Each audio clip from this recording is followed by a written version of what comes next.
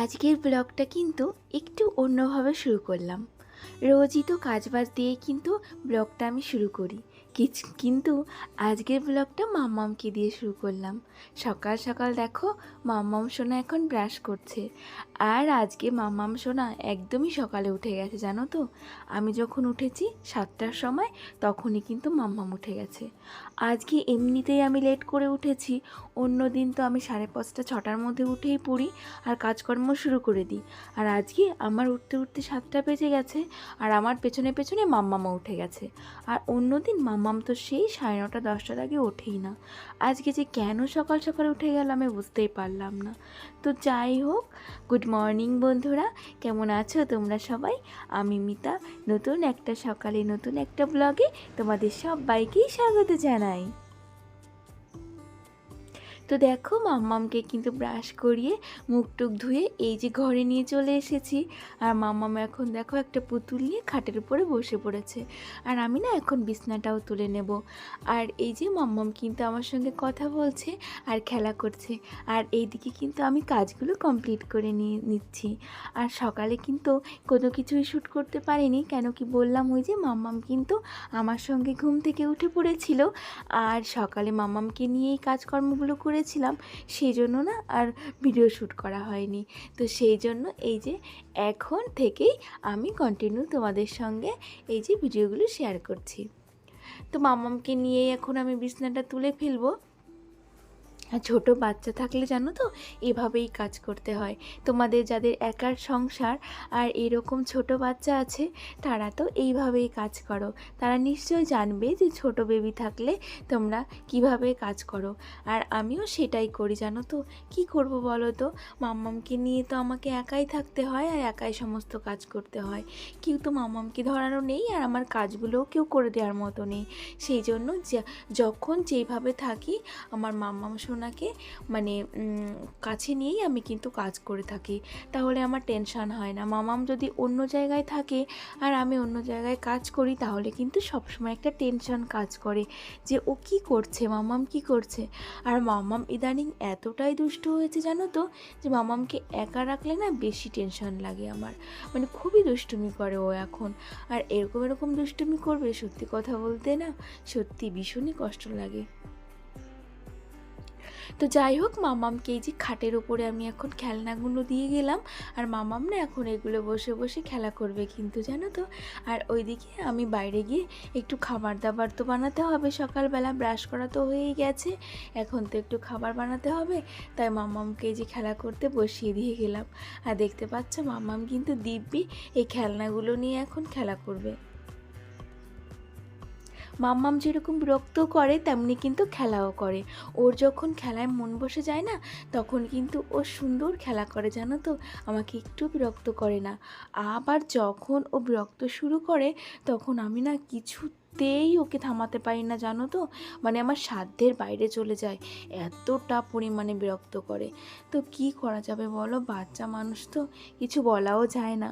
আর বললে পরে ও আরও বেশি বিরক্ত করে।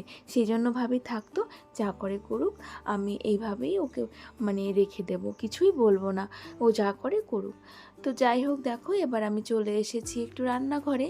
আর সকাল সকালে একটু ম্যাগি বানিয়ে নিচ্ছি, জানো তো। মা মেয়ে দুজনেই খেয়ে নেব। একটু ভেবে নিলাম যে সকাল সকাল কি বানানো যায়। হাজব্যান্ড তো লেট করে আসবে, সেও তো ওই জন্য আর এখন রান্না করছি না। আর ভাবলাম যে মামারও খিদে পেয়ে যাবে, আমারও খিদে পেয়ে যাবে, তাহলে দুজনেরই একটা জিনিসে হয়ে যায়, সেরকম কিছু বানানো যাক। তো সেই কথা ভেবেই কিন্তু আমি ম্যাগিটা বানিয়ে নিচ্ছি। কেন কি ম্যাগিটা মাম্মামও খেতে পারবে আর আমিও খেতে পারবো। তার জন্য এই যে 2 প্যাকেট ম্যাগি নিয়ে নিলাম আর সেটাই বানিয়ে নিচ্ছি। আর মাম্মামকে কিন্তু আমি সবসময় ম্যাগি দিই না, ওই 2-1 সময় দিই।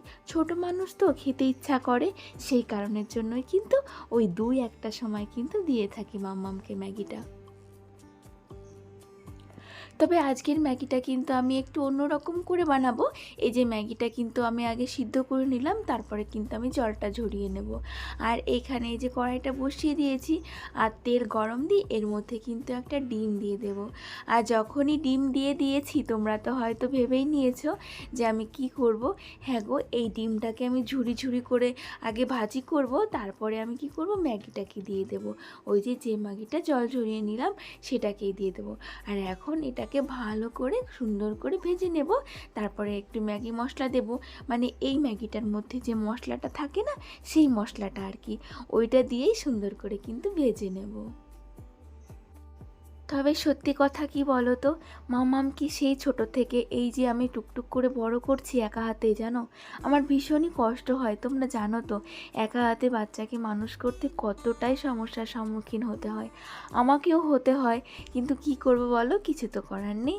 তো যাই হোক, এভাবেই কিন্তু আমি যেমনই কষ্ট হোক না কেন, যাই হোক না কেন, আমি কিন্তু মাম্মামকে এই যে বড় করে তুলছি। আর একা হাতে সন্তানকে বড় করার আনন্দটাই কিন্তু আলাদা, জানো তো। তো যাই হোক, কষ্ট হলেও কিন্তু সেই আনন্দটা কিন্তু আমি পাচ্ছি। কেন, এখানে তোমাকে কেউ কিছু বলবে না, কেউ কিছু অর্ডার করবে না। তুমি যেইভাবে মাম্মামকে মানুষ করবে, মাম্মাম কিন্তু সেইভাবেই মানুষ হবে। তুমি বকলেও কিছু বলবে না, আদর করলেও কিছু বলবে না। তো সেটা ভেবেই কিন্তু আবার কষ্টটা একটু কম পাই। তো তাই হোক, মাম্মামকে নিয়ে কিন্তু এভাবেই আমাকে কাজকর্মগুলো করতে হয়। মাম্মাম সত্যি কথা একটু লেট করে ঘুমিয়ে থাকলে না আমার কাজকর্মগুলো করতে একটু সুবিধা হয়।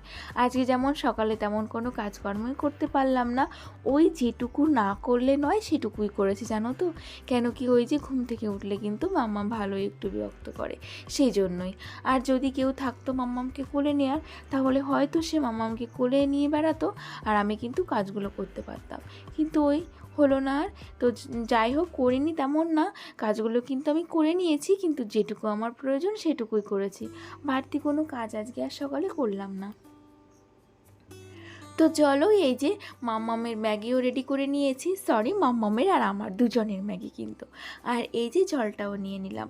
আর এখন কিন্তু আমরা ম্যাগিটা খেয়েও নেব। আর খেতে কিন্তু দুর্দান্ত হয়েছিল, সেই জন্য এই যে একটু মাথা দুলিয়ে আমরা একটু মজা করছিলাম আর কি। তো চলো এবার ম্যাগিটা খেতে খেতে একটা বুনুর কমেন্টের উত্তর দেওয়া যাক। বুনুটা তার হাজবেন্ডের আইডি থেকে আমার ভিডিওটা দেখেছে আর কমেন্ট করেছে, খুব ভালো লাগলো দিদিভাই ভিডিওটা, তোমার প্রতিটা ভিডিও আমি দেখি, খুব ভালো থেকো। আমি লাবণী, এটা আমার হাজবেন্ডের আইডি, এর পরের ভিডিওতে আমার নামটা নিলে খুব খুশি হব। আর মাম্মাম সোনাকে আমার ভালোবাসা জানিও, ভালো থেকো দিদিভাই। তো এই তো বুনু, আমি কিন্তু তোমার নামটা নিয়ে নিয়েছি, তোমার নাম হচ্ছে লাবণী। তো বুনু, তোমার এই কমেন্টটা পড়ে কিন্তু আমার খুবই ভালো লাগলো, আর তোমার নামটাও কিন্তু আমি নিয়ে নিলাম। তো যাই হোক, এভাবেই কিন্তু আমার পাশে থাকবে, এভাবেই কিন্তু আমাকে সাপোর্ট করবে। আর তোমাদের কাছে আমার একটাই অনুরোধ, তোমরা কিন্তু আমার ভিডিওগুলো প্লিজ প্লিজ প্রথম থেকে শেষ অবধি দেখো, ক্লিক করে বেরিয়ে যেও না প্লিজ। আমাকে একটু সাহায্য করো তোমরা যদি সাহায্য করো তাহলে কিন্তু আমি একটু উপরে উঠতে পারবো। তোমাদের সাপোর্ট আমার কিন্তু খুবই প্রয়োজন। তো তোমাদের কাছে এইটুকুই আমার নিবেদন। তো এই যে দেখো, আমি কিন্তু তোমাদের সঙ্গে কথা বলতে বলতে অনেকটা কাজ এগিয়ে ফেলেছি, মানে ওই জামা কাপড়গুলো গুছিয়ে নিয়েছি আর কি। বেশ কিছু জামা কাপড় জমেছিল, সেগুলোকেই কিন্তু গুছিয়ে নিয়েছি। আর গুছিয়ে নিয়ে সমস্ত জামা কাপড়গুলো কিন্তু আমি জায়গায় রেখে দিলাম। আর কি বলো তো, আমি কিন্তু আমাদের তিনজনের জামা কাপড় সুন্দর করে আলাদা আলাদা করে ভাঁজ করে নিই, যেগুলো বাড়ি পরার হোক না কেন আর তোমার ঘরের হোক না কেন। যদি আমি গুছিয়ে রাখি তাহলে কি হয় বলো তো, তাহলে আমার জামা কাপড়গুলো মানে নিতে খুব সুবিধা হয়। যখন যারটা লাগবে তখন তারটা সেখান থেকে নিয়ে নেব, তাহলে জামা কাপড়গুলো কিন্তু এলোমেলো হবে না, অগোছালো হবে না। তো এইভাবেই কিন্তু আমার সংসারের সমস্ত কাজই আমি ভেবে চিন্তে করি, যেহেতু আমাকে একা হাতে সমস্ত সামলাতে হয়। আর এগুলো কিন্তু তোমরাও খুব ভালোবাসো, আর তার জন্য আমার খুব ভালোও লাগে।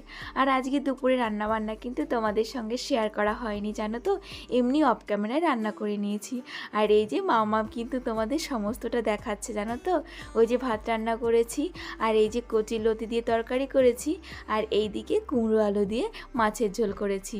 তো এটা কিন্তু মামা মাম্মাম তোমাদের দেখিয়ে দিচ্ছে। আর মাম্মাম ওদিকে এই দেখো থালা নিয়ে আসতে যাচ্ছে, মাম্মাম এখন ভাত খাবে সেই জন্য। এই দেখো, আর ও এখন একা বেড়ে ভাত খাবে। তো যাই হোক, এখন আমরা ভাত টাত খেয়ে নিই। আর আজকের ব্লগটা আর বেশি বড় করব না, এখানেই শেষ করব। তোমরা সবাই ভালো থেকো, আমরাও সবাই ভালো আছি। তোমাদের সবাইকে টাটা।